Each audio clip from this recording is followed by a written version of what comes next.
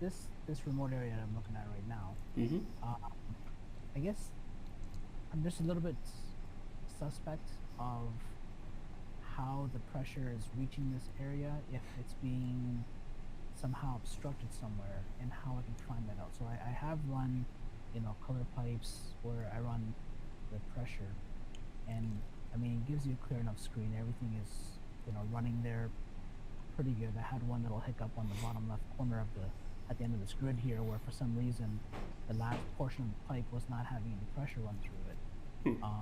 So I had to basically just go back and redraw it. But like, see, for example, when I look at this green, I'm wondering if there's something hindering. The reason why I say is because what I'm getting for the hydraulic loss, which is over here off to the left, it's only, a little more than 2.5 pounds under the curve. Where, I mean, still okay, and for this job, they're fine with that amount. Mm-hmm. But I know I'm always trying to improve it, and I have a gut feeling that because on a few other spots on this job particularly, some of some of these outlets, for whatever reason, was causing a hiccup. It may have been off by, like, say, a quarter inch, and for whatever reason it was restricting the flow, and it wasn't giving me an accurate read on what my hydraulic loss was. So is there somewhere, some way that I can kind of confirm this or double check this?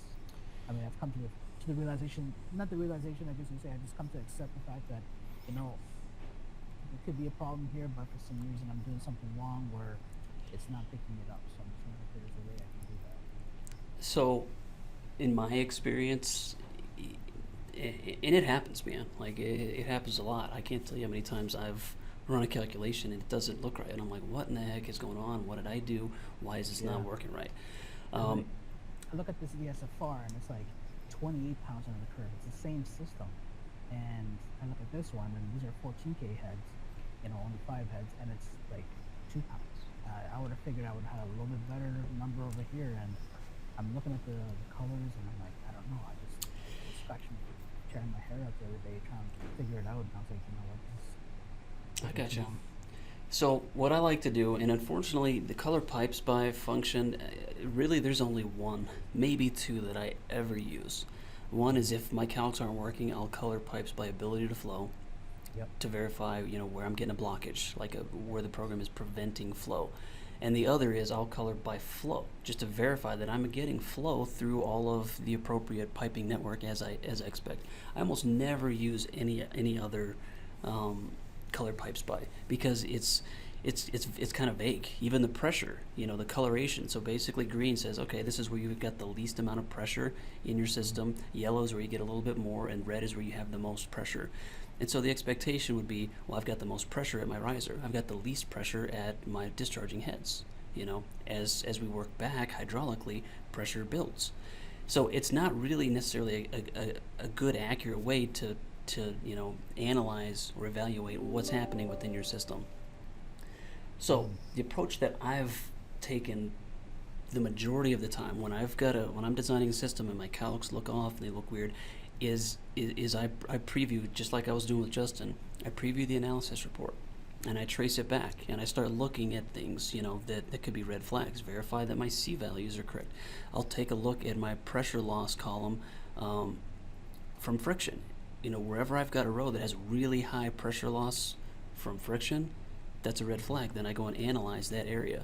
Or if my pressure loss per foot value is over a half a psi, I look right there. Generally speaking, I was trained, by some incredibly gifted old school designers, and they were like, man, you should never have more than like zero point 0.3 psi per foot. If you do, your fitter adds a 90, you're screwed.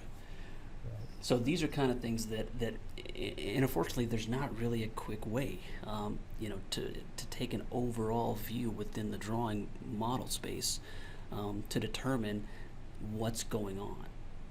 I've found the best way is to actually, review the analysis report.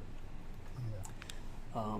But again, there are some key triggers, things that you can look at, and determine, relatively quickly, hey, I'm losing a ton of pressure here. Why? Right. And sometimes, there have been times where I've caught like a restriction, like you said. Maybe I've got an outlet that I didn't harmonize or something, and the program's trying to, flow 100 GPM through a 1-inch outlet, and it should be a 2-inch or something.